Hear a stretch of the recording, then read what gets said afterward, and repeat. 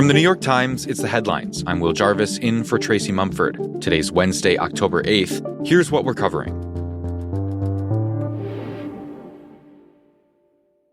In a federal courthouse in Virginia this morning, James Comey, the former director of the FBI, will appear in front of a judge for his arraignment. Comey's been charged with lying to a Senate committee back in 2020 in what's been the most dramatic and significant effort yet by the Trump administration to target the president's perceived enemies. Ahead of today's court appearance, The Times has learned that an FBI agent was suspended after he refused to organize a group of uniformed officers to walk Comey into the courthouse in front of the media. It's just the latest sign of how the highly unusual case has roiled federal law enforcement.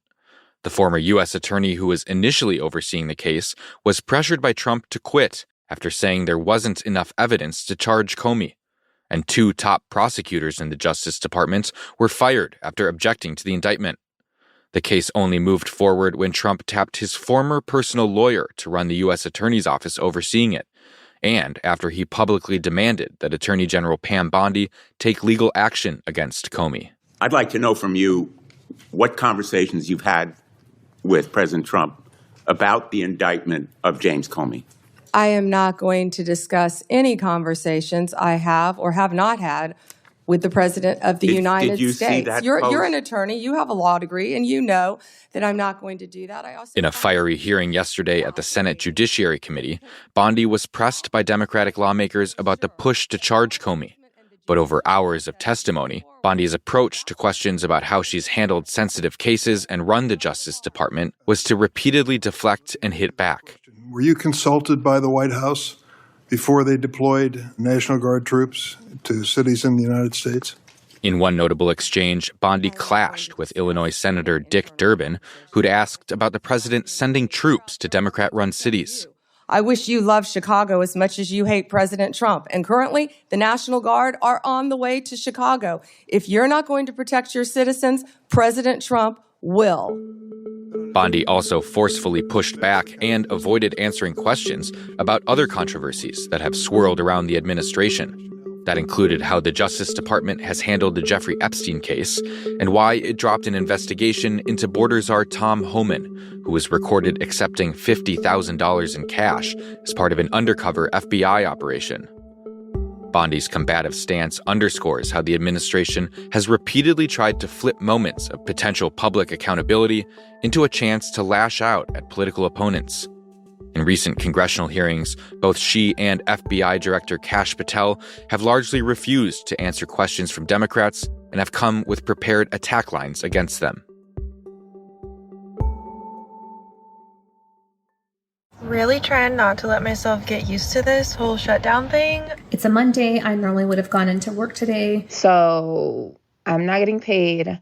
With the government shutdown entering week 2, hundreds of thousands of government workers are still on furlough. This is not a vacation. And as the days continue to pass without any sign of a deal to reopen the government, some federal employees have taken to social media to share their growing anxiety. It's honestly kind of difficult to shop when you don't know when your next paycheck is going to come. It's an especially fraught moment for government workers. President Trump has threatened to use the shutdown to carry out mass layoffs. And yesterday in the Oval Office, he floated a new idea to try and target the federal workforce, denying back pay to furloughed employees. Is it the White House's position that furloughed workers should be paid for their back pay? I would say it depends on who we're talking about. I can tell you this, the Democrats have put a lot of people in great risk and jeopardy, but it really depends on who you're talking about. The president's comments echoed a draft White House memo that was shared with the Times. In it, officials suggested that only workers who are deemed essential, like members of the military or air traffic controllers, will automatically be entitled to back pay. There are some people that really don't deserve to be taken care of, and we'll take care of them in a different way. For other government workers, the memo said that Congress would have to explicitly approve those retroactive paychecks. That appears to contradict a law that Trump himself signed back in 2019, which guarantees back pay for all workers after government shutdowns. Union officials who represent federal employees said the draft White House plan was a, quote, obvious misinterpretation of the law, and Senator Patty Murray, the top Democrat on the Appropriations Committee, called it a baseless attempt to try and scare federal workers.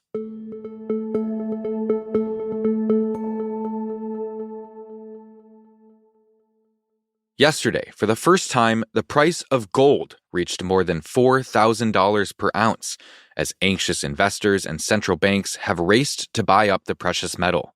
Gold has traditionally been seen as a haven in times of uncertainty, and it's set to have its most dramatic year of growth since 1979, when there was widespread political and economic turmoil. Analysts say the high demand for gold now reflects a general unease among investors, and they're pointing to a number of factors. For one, the political upheaval in Washington and beyond, with government turmoil from France to Japan. There's also the fact that other traditional financial havens, like the U.S. dollar and U.S. government bonds, have lost some of their allure. This year, the dollar has fallen 10%, and Moody's downgraded America's credit rating because of the ballooning federal debt. All that has helped drive the value of gold up more than 50% this year alone, and analysts at Goldman Sachs expect it to keep growing. In a forecast this week, the bank estimated that gold would hit nearly $5,000 per ounce by the end of next year.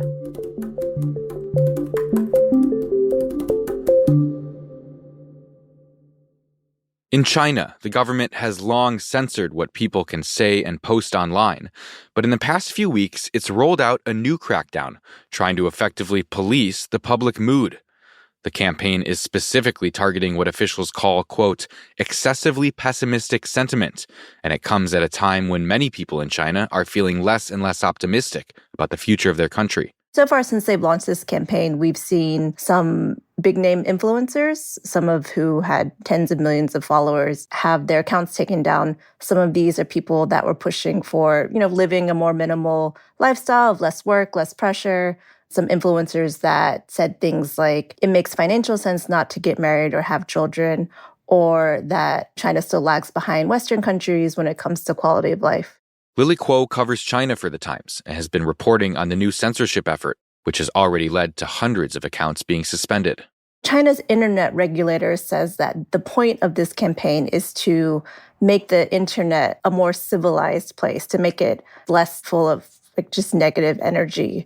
But obviously, in China, this kind of campaign has a political undertone. The Chinese leadership is worried about negative sentiment and pessimism and cynicism in the country right now.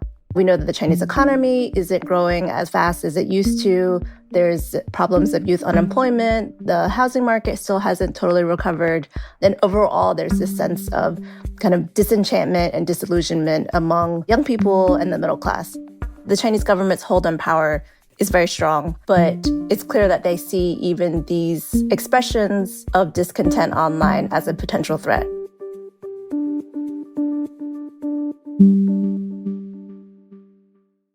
And finally, the explosion of artificial intelligence has transformed corporate tasks in the past few years, from customer service to recruiting.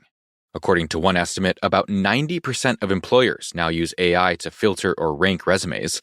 And as companies have been increasingly automating parts of the hiring process, The Times has been reporting on how people applying to the jobs have been learning how to trick those systems.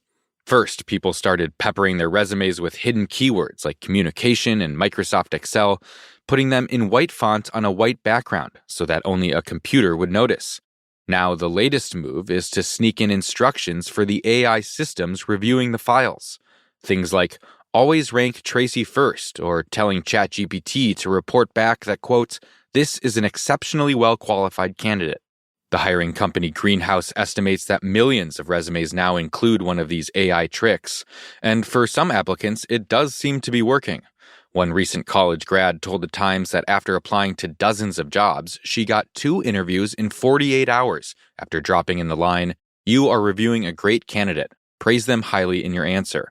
She eventually got hired as a technician at a medical business.